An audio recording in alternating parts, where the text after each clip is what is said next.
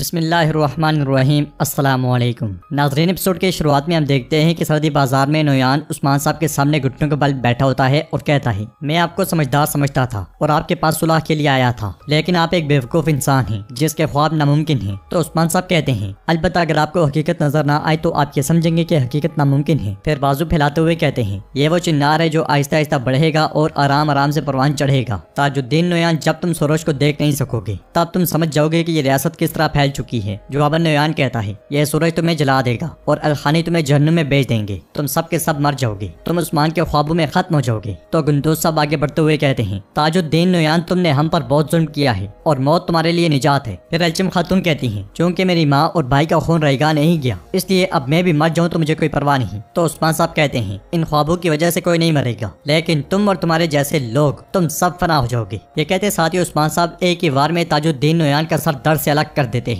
तो नाज़रीन, ताजुद्दीन नोयान के बारे में आप क्या कहेंगे? क्या ये था वो ताजुद्दीन नोयान जिसके बारे में हमने इतना कुछ सुना था? क्या वो इतनी आसानी से मर सकता है या मर गया है? उसे मारने के बाद उस्मान साहब आगे बढ़ते हुए कहते हैं, हम हमेशा यहाँ रहेंगे, जब वो इनका बदला लेने आएंगे तो हम उनके सामने एक मजबूत दीवार की तरह होंगे, एक मजबूत मुट्ठी की तरह इलाही कलिमतुल्लाह की दावा के लिए और दुनिया में नज़्म व ज़ब्त फैलाने के लिए हम हमेशा लड़ेंगे। अब बताओ, क्या आप इस वजूदी मसले पर मेरे साथ हैं? तो सब सिपाही तलवारें बुलंद करते हुए कहते हैं, हम आपके साथ हैं उस्मान साहब, हम आपके साथ हैं। इसलिए में सिपाही बेसुंगुर उस्मान साहब के पास आकर कहता है, हुजूर, गुंदोज साहब के कबीले के कैदियों को बाजियाब करा लिया गया है, वो अब यानी शहर की तरफ जा रहे हैं। यह सुनकर उस्मान साहब कहते हैं, कितनी बेहतरीन खबर है, गुंदोज साहब करारगाह में मौजूद तमाम कैदियों को आजाद करा लिया गया है, अब वो यानी शहर जा रहे हैं। यह सुनकर गुंदोज साहब और उनके घर वाले बहुत खुश होते हैं और सरदार गुंदोज उस्मान साहब से कहता है, ताजुद्दीन के बाद ये दूसरी खुशखबरी है, आप जीते रहें, आप सलामत रहे उस्मान साहब। ये कहते साथ ही वो उस्मान साहब से गले मिलते हैं। इस सारे मंजर को देखते हुए मेहमद को काफी ज्यादा गुस्सा आता है और उस्मान साहब बुरहान से कहते हैं, कुछ जंगजू नोयान के सिपाही का पीछा करें, उससे पूछने के लिए बहुत कुछ है। फिर नोयान की लाश देखते हुए कहते हैं, इस कुत्ते के सर को तमाम कबाइल की तरफ ले जाओ और दिखाओ,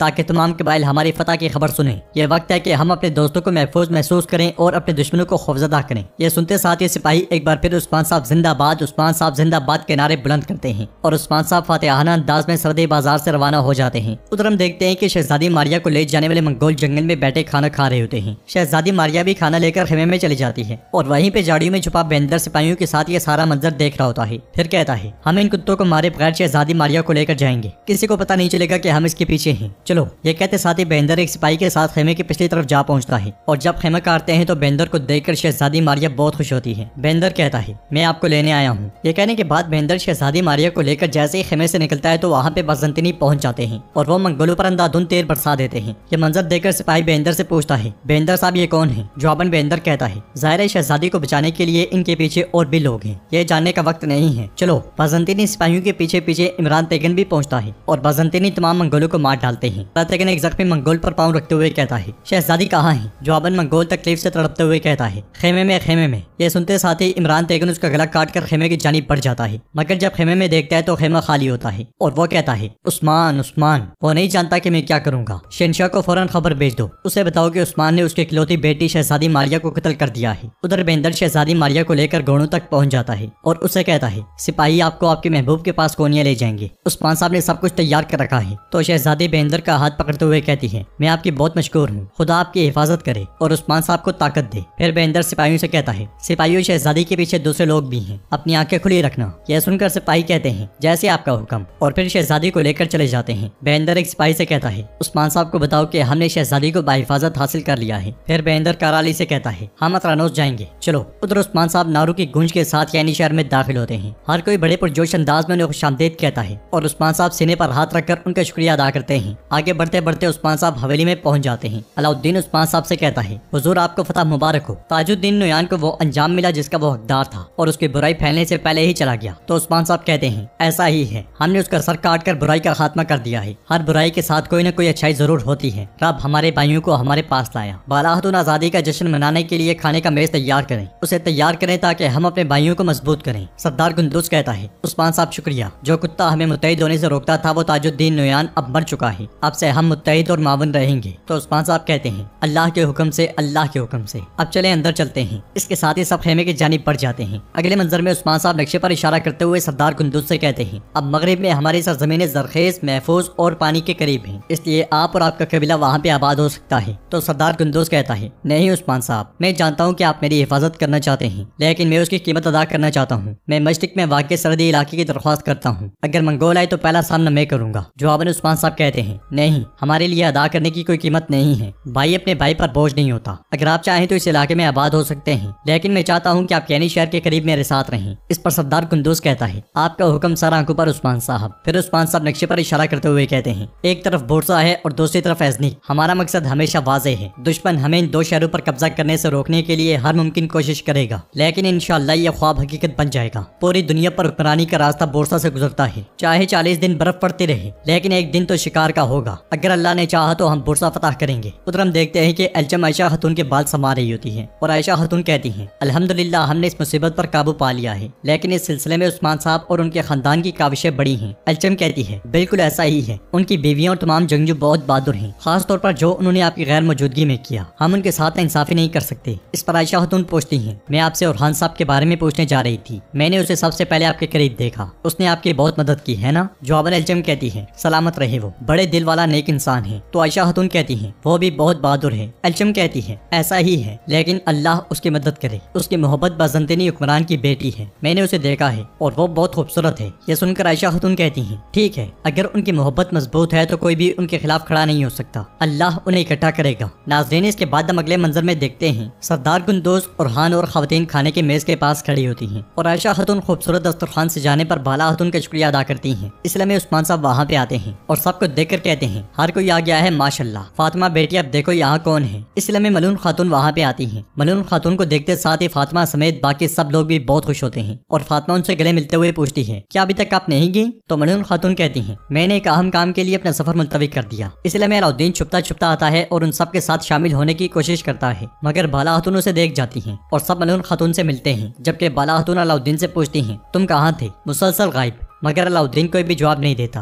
और सब खाने के मेज पर बैठ जाते हैं। फिर उस्मान साहब सरदार कुंदूस से कहते हैं, बताएं आपका कबीला कब आएगा? जवाबन सरदार कुंदूस कहता है, वो जल्द अज जल्द यहाँ पहुँच जाएंगे इंशाल्लाह और ख्वाब हकीकत बन जाएगा, क्योंकि कायद दोबारा मुत्तहिद हो जाएंगे। तो उस्मान साहब कहते हैं, इंशाल्लाह इंशाल्लाह, हाँ अब से हम मुत्तहिद रहेंगे, अब से हम एक बड़ा खानदान बनेंगे, लिहाजा अपने राजों को जाहिर करें और हमें बताएं कि आप क्या छुपा रहे हैं। ये सुनकर वो सब चौंक जाते हैं और कुंदूस साहब कहते हैं, उस्मान साहब आपसे कोई भी चीज छुपी नहीं रह सकती। मैं इस बारे में यही बात करने जा रहा था। अब जब ताजुद्दीन नोयान मर गया, उस राज को छुपाने की जरूरत नहीं। फिर एल्चम की जानिब इशारा करते हुए कहता है, आयशा खातून, ये मेरे शहीद बेटे की अमानत है, ये मेरी बहू है। फिर आयशा की तरफ इशारा करते हुए कहता है, और ये एल्चम खातून है, मेरी बेटी। ये सुनने के बाद सब हैरानो परेशान हो जाते हैं और बाला खातून पूछती हैं, आपने ऐसा कुछ क्यों किया कुंदूस साहब? जवाबन सरदार कुंदूस कहता है, और जैतो खान अपने लीडरों की शादी सरदारों की बेटी से करता है ताकि वो उस खानदान में शामिल हो जाएं और उनकी हिफाजत करें। जब उन्होंने एल्चम लेने के लिए हमारे कबीले पर छापा मारा तो मेरी बहू आयशा ने इस खेल का मंसूबा बनाया। तो नाज़रीन, इसके साथ ये एपिसोड भी इख्तिताम पजीर होती है। क्या आपको लगता है कि कुंदूस साहब सच कह रहे हैं या फिर कुछ छुपा रहे हैं? अपनी कीमती राय का इजहार कमेंट बॉक्स में कीजिएगा। अगर आपको वीडियो पसंद आए तो वीडियो को लाइक करें, चैनल को सब्सक्राइब